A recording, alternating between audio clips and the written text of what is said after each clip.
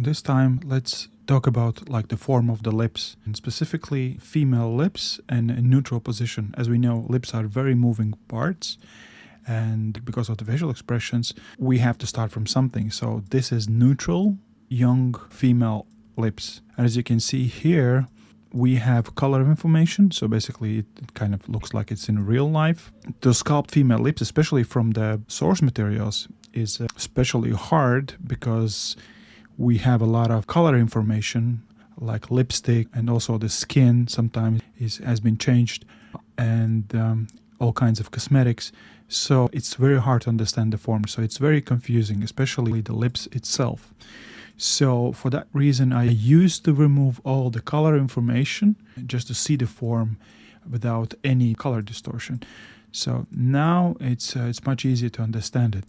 But still, there is something that makes the whole thing very complicated, because like the organic forms, you don't see the borders between one form and another, because they don't exist. So these borders, these connections, usually they are created to explain the form. So that's why the blockout is especially handy and helps us to understand the form. The split screen is always helpful. On the left side, you can see my interpretation of the blockout of the lips. It doesn't mean that you all have to do the same blocking out, but at least you can borrow my understanding and my look at the lips.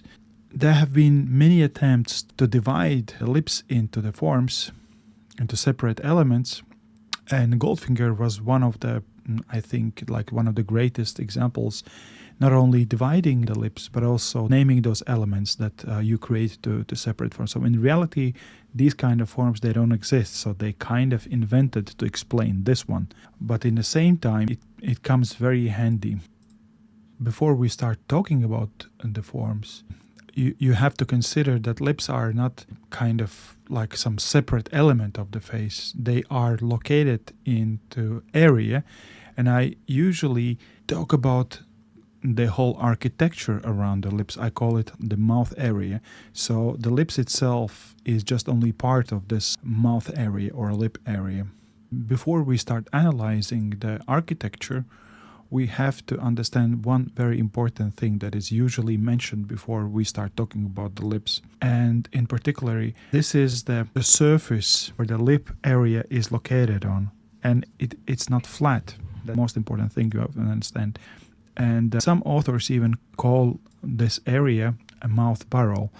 As you can see, lips are located on some sort of like a bent surface. So lips itself, they are not straight, and the bony surface where the lips are placed on is also kind of arched.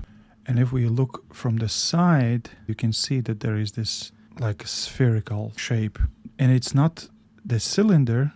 What is the difference between the cylinder and the barrel shape? Barrel shape has this kind of like bulging sides. This bulging is because of the upper and lower teeth, as you can see here. So as you can see here, the radius of the mouth is smaller than the radius of the face. So the radius of the face is much larger. And that sometimes, especially when you draw the portrait, then this far corner of the lips usually makes a lot of problems, because it's kind of like folding out, and it's kind of confusing, because people, when they understand that lips are sitting on top of the radius, they're thinking about the facial radius, but actually the mouth is sitting on separate radius on this barrel shape. The upper teeth gives one direction and the lower teeth gives another direction, and it happens all the way around the mouth barrel. So that's why it is a barrel. So this is the shape.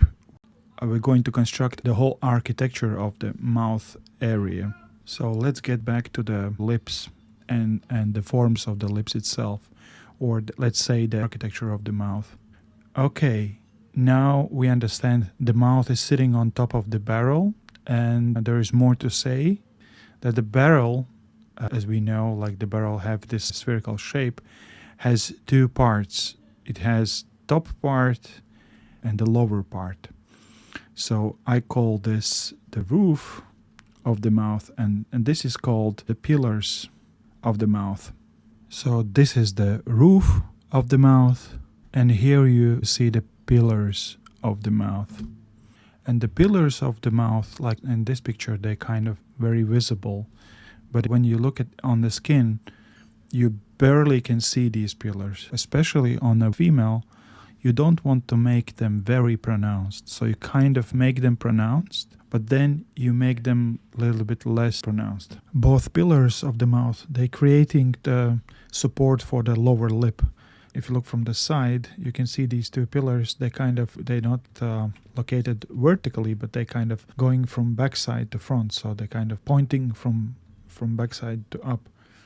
And as I said, the pillars, they're supporting the lower lip. So basically they're creating some sort of like a shape that will bear the lower lip. It's creating like a platform. I'll be talking about the platform a little bit later, but they're kind of supporting. That's why they are called pillars, because they are supporting the mouth from below.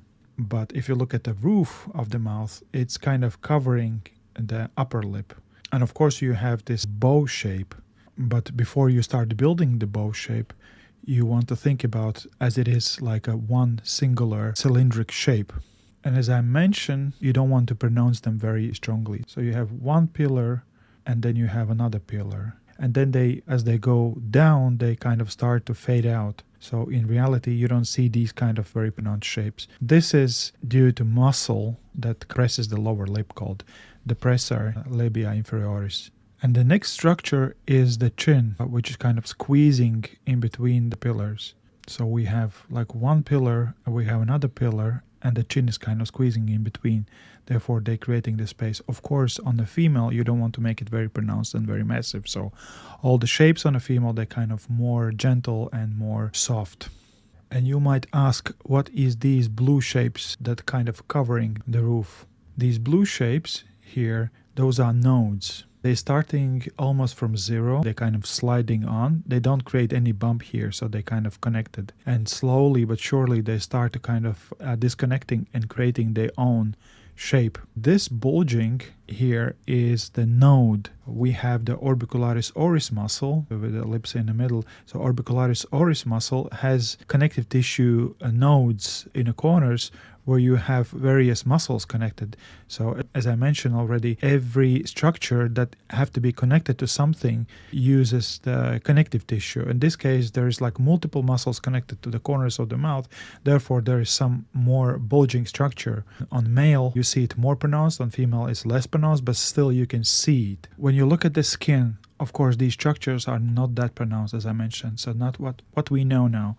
We have roof of the mouth, we have the pillars of the mouth here, we have chin squeezing in between the pillars of the mouth, and we have nodes. And as you can see, nodes here, they are barely visible. So they're creating some kind of thickening here in the lateral upper corner of the mouth. But still, it's very, very gentle. And you don't want to make it very big. As I said, especially on a female and on a child's face. So now we have almost all architecture around the mouth in place. Only thing that we don't understand is this little guy here. So this structure that connects the mouth with the nose is called philtrum. Basically, human is made from the two parts. When you as an embryo sitting in womb of the mother, then the last place where both sides, left and right, connects is this part, philtrum. And that's why you have these two kind of pillars again. So you can call it philtrum pillars. Basically, you have this bow shape of the upper lip, and these pillars of the philtrum, they're kind of repeating these bows, but they're getting kind of a little bit smaller radius, and they sliding inside in a nostril. One sliding in one nostril, and another one is sliding in another nostril, but don't make it very pronounced. So make it very soft. This part, this concave part, is getting smaller as well. And if you look from the down below, you can see that this connection, columella, connection of the left and right nostril, has some widening here. This widening is the place where left and right pillar of the philtrum enters the nose. And it's also the place where cartilage connects to the fatty fibrous tissue. Basically, wing of the nose is being connected, and that's why you have this widening here. And the nostrils itself, they have like a kidney shape, and this indentation is because of this connection. And looking from the side at the philtrum, you can separate the roof of the mouth from the philtrum, as you can see here. Of course, in reality, it doesn't have like separation between the forms, but you create those. So now we know everything about the architecture around the mouth, and now it's time to talk about the mouth itself. Before I start explaining the form of the mouth, we have to understand about the borders of the mouth, like the contour. Here is this reddish line around the mouth. You can really see as a separate form here. It is called vermilion border. So vermilion is the whole red part of the mouth,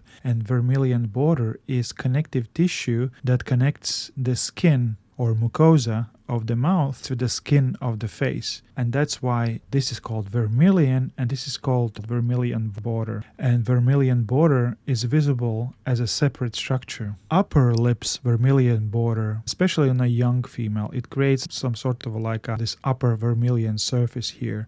Sometimes you can see light catching on it, so sometimes you can see it as a light structure. There is a direction change, so you see the roof of the mouth, and then you see this little direction change. And in the middle of the mouth, it's much thicker, but then by going towards the commissure, this corner of the mouth, it gets smaller, smaller, smaller until it disappears inside. But if you look at the lower vermilion border, it's the opposite. It starts from the almost zero, and it becomes thicker, thicker, thicker, and before it enters the commissure, it's the thickest, the widest. And this vermilion border creates some sort of like a terrace where the whole vermilion of the lower lip is located on. If you look at this pillar of the mouth, top of the pillar is visible here as a vermilion border. You don't see the top of the pillars because it's covered by lower lip vermilion, but here in the corner it's visible, so it's kind of the biggest.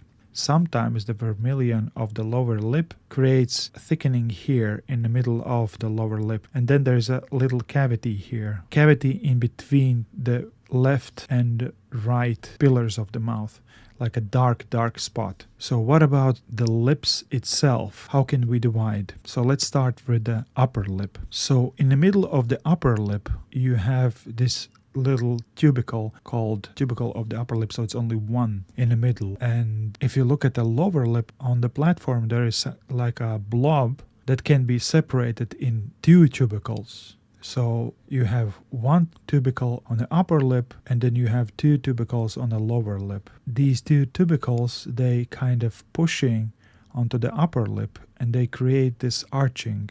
So there is a space for one upper tubercle here, and there's two tubercles on the sides. It creates this very typical for the mouth, this line. The line can be different if you have dental problems. But on the fleshy part, so you can see here, there's like one shape, there's another shape, and they are kind of interconnected together, and they created one structure. And there is a one tubercle on top. The only thing that is left is this structure that kind of finishes the upper lip.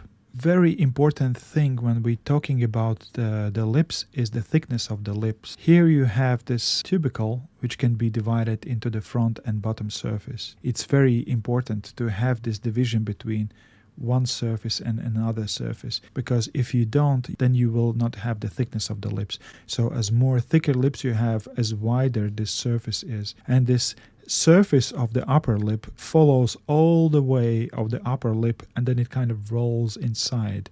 So you see this is the direction, and then it changes and slides, and it merges together with the roof of the mouth, and they both slide into the corner of the mouth. They kind of disappear. And if you look at the lower lip, you still can see the same pattern. So you have this front surface, this angle starts to become smaller, and then it kind of merges into this platform. But still, in the middle of the lower lip, you can see clearly this thickness of the lip.